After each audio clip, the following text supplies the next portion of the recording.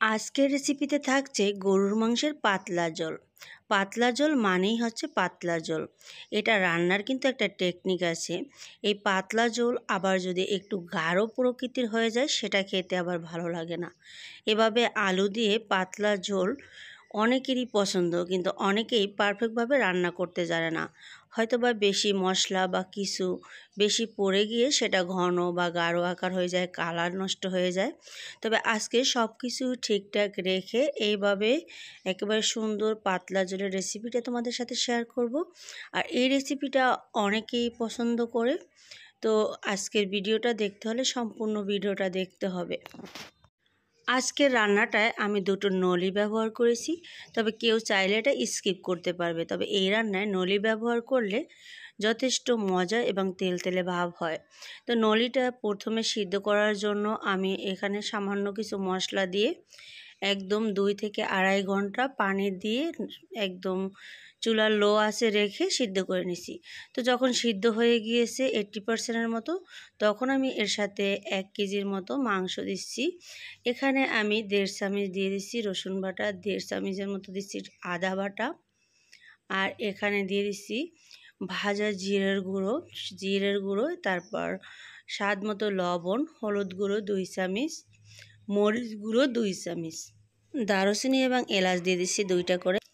এবার দিয়ে দিচ্ছি পরিমাণ মতো তেলটাকে আমি প্রথমে অল্প করে দেব, লাগলে আবার পরে দিয়ে দেব।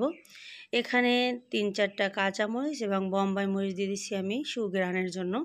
তবে কেউ চাইলে এটা স্কিপ করতে পারবে, কারণ আমার কাছে দিলে খেতে ভালো লাগে। আর এখানে হাফ কাপের মতো পেঁয়াজ কুচি দিছি। সরি, হাফ কাপ না, তার চেয়ে কম হবে, কারণ এখানে পেঁয়াজের পরিমাণটা বেশি দিলে এই পাতলা ঝোল হবে না, সেটা কিন্তু গাঢ় হয়ে যাবে। এবং এখানে সব মশলাই অল্প অল্প অ্যাড করতে হবে। মশলার পরিমাণ বেশি হয়ে গেলে এই পাতলা ঝোল কিন্তু আর পাতলা ঝোল হবে না, সেটা খেতে আর ভালো লাগবে না। তো সবগুলোকে ভালোভাবে এভাবে কষলিয়ে মাখিয়ে নিচ্ছি। এবার একটু পানি দিয়ে ঢাকনা দিয়ে ঢেকে বলক তুলে নেব। যখন এরকম বলক চলে আসবে তখন নিচ থেকে এভাবে ভালোভাবে একটু নেড়ে দিতে হবে। তো এই মাংসটাকে এভাবে এই পানিতে একটু ভালোভাবে কষিয়ে নিতে হবে, যাতে করে 60%-এর মতো কষানোর সময় সিদ্ধ হয়ে যায়। আর কষানোর সময় এই মাংসটা সিদ্ধ হয়ে গেলে এই মাংসটা রান্নার পর কিন্তু খেতে ভালো লাগে। তো যখন এভাবে একদম তেল ছেড়ে দেবে আর নিচ থেকে লেগে যাবে, ওই পর্যায়ে মনে হবে যে এটা ভালোভাবে কষানো হয়ে গিয়েছে। এবার আমি পোড়া করে একদম লাল লাল করে এটাকে কষিয়ে নেব।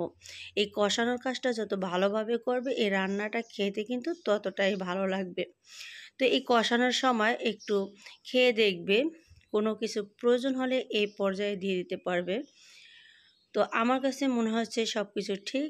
এবার আমি আলু দিয়ে দিচ্ছি। এখানে 2টার মতো বড় সাইজের আলু আমি একটু বড় বড় করে কেটে নিচ্ছি।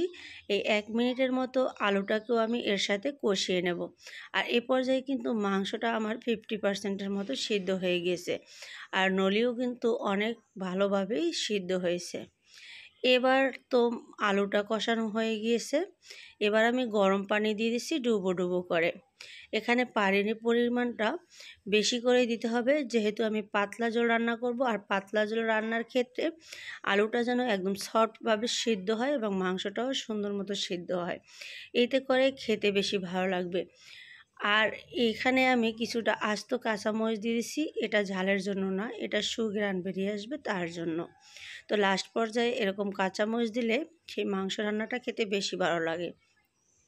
তো আমি চুলার আঁচটা মিডিয়াম টু হাইতে রেখে এই রান্নাটা আস্তে ধীরে করে নিচ্ছি, কারণ আস্তে ধীরে করলে ঝোলটা টানবে কম এবং সিদ্ধটা খুব সুন্দর মতো হবে এবং ঝোলের কালারটা এরকম অনেক বেশি সুন্দর হবে। তো এটা যদি আমি আরও টানিয়ে নেই তাহলে কিন্তু গাঢ় হয়ে যাবে। সেই গাঢ় ঝোল আর খেতে ভালো লাগবে না, তখন অন্যরকম রান্না হয়ে যাবে। পাতলা ঝোলের ক্ষেত্রে এভাবে কিন্তু ঝোলটাকে পাতলা থাকতে হবে এবং সব কিছু কালার সুন্দর থাকতে হবে, যাতে করে দেখতে আকর্ষণীয় লাগে, এতে করে খেতেও অনেক ভালো লাগবে। যে জিনিস দেখতে যত সুন্দর খেতে কিন্তু তার চেয়ে বেশি মজা হয়। দেখতে যদি সুন্দর না হয় খেতে কিন্তু ভালো লাগে না। এবার আমি একটু গরম মশলার গুঁড়ো এখানে অ্যাড করেছি। যে ভাজা জিরা, দারুচিনি, এলাচি আমি একসাথে করে টেলে তারপর ভেজে দিচ্ছি। দিয়ে এবার 5 মিনিট ঢাকনা দিয়ে ঢেকে রেখে দিচ্ছি। 5 মিনিট পর এটা থেকে খুব সুন্দর সুঘ্রাণ বেরিয়ে আসছে। আর সবগুলো কত পারফেক্টভাবে সিদ্ধ হয়ে গিয়েছে তোমাদের আমি একটু দেখিয়ে দিচ্ছি। এই তো এই রান্নাটা দিয়ে ভাত খাওয়া যাবে একসাথে 2 থেকে 3 প্লেট। তো কেমন হয়েছে অবশ্যই কমেন্ট করে জানিয়ে দেবে, লাইক করে দেবে। তো আজ এ পর্যন্ত বিদায় নিচ্ছি। আল্লাহ হাফেজ।